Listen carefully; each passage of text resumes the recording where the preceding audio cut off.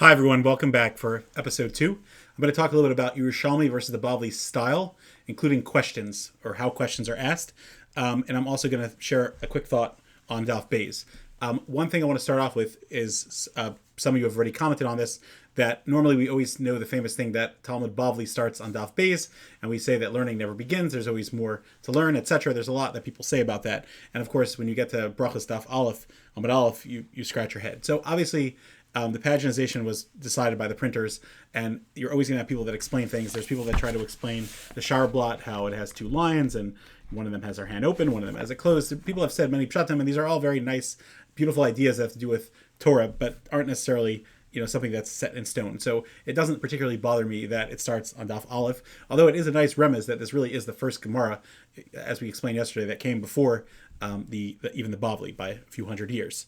But there's definitely an importance of learning the different stylistic difference between them. And again, some of you are learning, and so you'll appreciate this, and some of you are just trying to learn more about just this general Torah topic, and I think I'm happy to have you with me as well. So just a quick point. There's different in the Shas Bavli that we have. So that printing style of 2,711 pages for the 20 volumes, or not really, 36 Masechtas of Shas, has been around for hundreds of years. In fact, a lot of the comments that Ricky Vager makes were incorporated in the Vilna Shas, but as you see, he quotes different Gemaras in different places in Shas, and the Gemara that he quotes on Lamed Zayin and Beis is actually there. So that paginization was there for a while. I do want to mention one quick thing about Daf Yomi, and hopefully we'll talk about it more, that Rav Vazner Zatzal quoted his Rebbe, Rameir Shapiro, the founder of Daf Yomi, as saying that when Rameir Shapiro started Daf Yomi in 1923, so he said that this was not his idea. He said that Rabbi Kiveger had taught his Talmidim, and they also learned a daf a day. Like, this had been around for a long time. You always wonder how Rabbi Kiveger made so many comments throughout all of Shas. Well, that's the answer. He learned with his Talmidim a blot a day. So just something to keep in mind.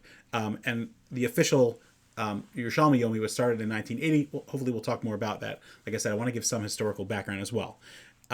There's just so much to say. So that's just some information about the actual page in front of us. So one thing I want to say is that the Vilna edition of Talmud Yerushalmi, for example, the one that I have is from RR. It's a beautiful edition. So its Daf Aleph and Aleph is much longer than the one that you've been following. A lot of the people now that are doing Yerushalmi are following the Oz V'Hadar and the Art Scroll, which is beautiful, but there's a lot less on the page. In the Art Scroll version. This is the actual Vilna print, which if you do it, I think it takes about 1,500 days. Whereas and by the way, we're missing lots and lots of Yerushalmi, which is a whole different discussion. Whereas the Art Scroll, which is the Oz V'Hadar print, is, as you can see, much, much shorter. And so I'm going to be following the Art Scroll one because it just gives us more time to spend on each page. And yes, it does take an extra, few months afterwards, but I think it's worth it so that we could just kind of go through it slowly. All right, let me just make sure we're still recording. Okay, so let us get started with a couple of quick points. Okay, so there's a very, very fascinating, what do I want to start with? Okay, so there's a very famous Gemara in Bava Kama. I believe it's on Bavli Beis. It says, Amarav, Hai Tana Yerushalmihu. That Tana was Yerushalmi. The Tani Lishna de Kalila, that he talks very briefly. So there's a famous, Rashi says something else, and how he explains that, but the Maratz Chias and others explain that means that he's very brief. And really, the Yerushalmi is very brief, and that's part of the conversation. It's very terse. Sometimes it's hard to even understand where does the kasha start, where's the teretz end, and a lot of times there's just kind of a question, then an answer, and then they move on, and there is an answer. I'll give you one example that I remember. There's always a kasha of how do you have someone who is a gadol of a son of a gadol of a son of another gadol. It says, Chazal say, the pasuk says, lo b'meheri yinatek. The three-pronged cord will never break. Well, actually, I just mistranslated it, and it makes a difference to that question. Lo b'meheri yinatek means that it won't easily break. But so the kasha is that, how could you have someone who comes from that generation, or even us, we're B'nai Avram, Yitzchak, and Yaakov. So how could anybody ever go off the derech if Chazal say that if someone follows the Torah will always be machzer acher achsani shalo, it'll always stay there. Yerushalmi asks his kasha, and the answer is lo b'mehera. It won't easily break, but it is breakable. And that answer you find in other Mamar Chazal, but it's just such a brief answer, sad answer, but a truthful answer as well. That lo b'mehera yinatek says, not quickly, but it is breakable. Okay, so that's an important thing. There's another whole aspect of the Yerushalmi, which the Bavli itself addresses, and the Gemara in Sanhedrin Daf Chaf Dalid Amid Aleph. So it quotes a pasuk from Zechariah, and it says there's a makol noam, a stick that is pleasant. Not really sure what a pleasant stick is, and a makol chavalim, and a damaging stick. And the Gemara explains that the makol noam, the pleasant stick, is a Yerushalmi because people are very nice to each other, and there isn't so much fighting, so to speak. And the makol chavalim, the damaging stick, is the Bavli because they're heated arguments. I want to say one quick thing about this, and this might be a little controversial, but I do have sources to say this. But take it with a grain of salt. And that is the following. We talked about yesterday how Rav Yochanan was the author of Yerushalmi. Rav Yochanan was very famous that he had a very interesting quality about him. He had a feminine quality. The Gemara tells us in Bava Metzia that Rish Lakish saw him and thought he was a beautiful woman and engaged with him and then found out that he wasn't a woman. And Rav Yochanan told him that, I have a beautiful sister, and if you come back and do tshuva, you could marry her. Which let's not go through that exact Gemara about selling our sisters, etc. But obviously he saw a greatness in him. But the point is that Rav Yochanan had a certain feminine quality. The Gemara also tells us in Bavli that Rav Yochanan used to sit ashare tvila so that the woman would see him and have beautiful children. So he had a certain feminine quality to him. Okay, and this is brought down in Sfarim. The Yerushalmi seems to have a certain feminine quality in that it is makol noam. It has a certain pleasantness.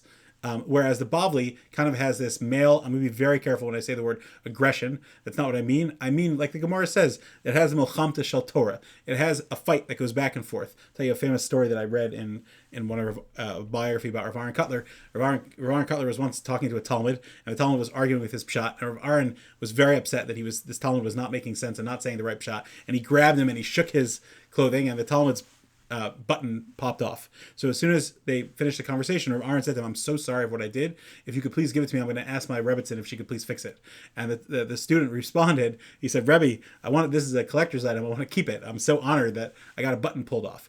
And even at Rav Aaron's Levaya, there was a comment made about his Milchamta Shel Torah. Nasim, that Shei Talmid Chacham could start off as enemies, so to speak, and then they become friends. So there's a certain feminine quality of the Yerushalmi and a certain masculine quality of the Bavli, which is just something to keep in mind.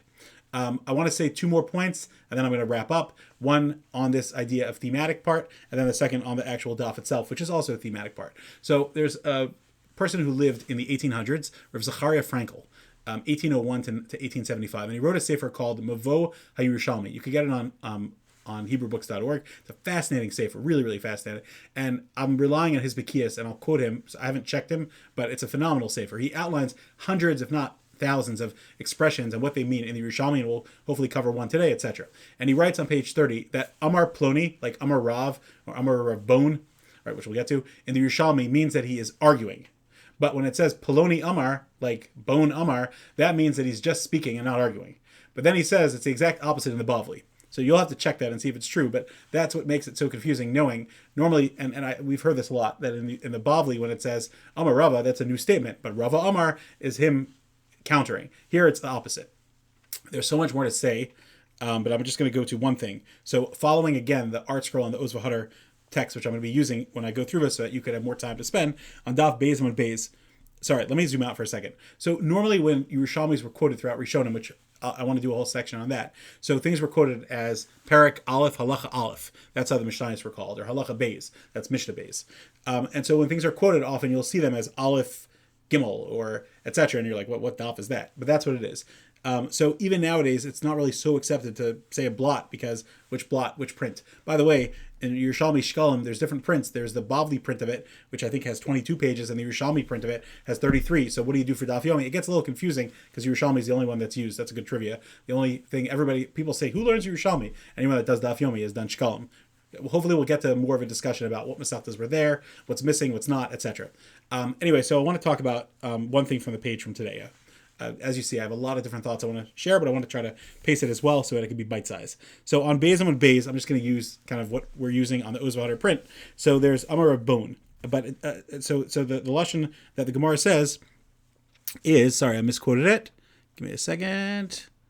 The Gemara says Rav Yossi Rabbi Bon Boi, which literally would seem to translate as Rav Yossi, the son of Rabbi Bon, which we're not going to discuss his name today, asks.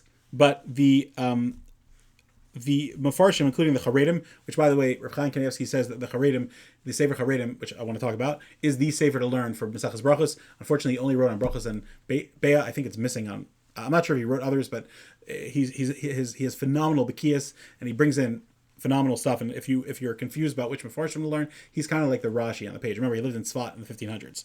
Anyway, so he says, and the Rosh Cirilio says this also in his introduction to Zram, that the word Bai just means he says, and it should not be interpreted as a question. And in fact, if you look in Masechah Shabbos, Daf Lamed Hey Amud Beis, you'll find that this exact statement over here is actually a statement and it's not a question. Though, if you look in the Pnei Moshe, he actually translates that Pnei Moshe was the Vilna Gaon's Rebbe. Again, we have to talk about all the Mefarshim. Hopefully we'll get to them. But he explains that Bai here is actually a question. But most of the Mefarshim explain that this Bai is just a statement. So I want to kind of explain that for a second. So the word Bai just means to want. And to Vayun Bayun, we know that there's a pasuk at the beginning above a comma, right? It's funny. Instead of quoting the pasuk, I'm quoting the Gemara, right? That's what we do. But so man is someone that wants. So usually the word Bai means I want an answer. Here I think it's being translated as Bai. He wanted to express. And what does that mean? He want. One of my favorite Sfarim is called Cheshek Shlomo. If you think about those words, they're so beautiful. What does Shlomo want? His Cheshek, his entire desire in life was Torah. So that's what Bai means. Bai means that he was involved. He was. This is. So it could be a statement as well. He was living this, and this is the Torah that he was that was so dear to his heart. That's what he was expressing. So in the Yerushalmi, a lot of times the word Bai is not actually a question, which makes it very confusing. But that's Lashon Klila. There's a certain brevity to it, and if you're learning it, you'll see what I mean. And if not, then hopefully when you get to it, Mirz Hashem, you'll learn. All right. Thank you for joining me today.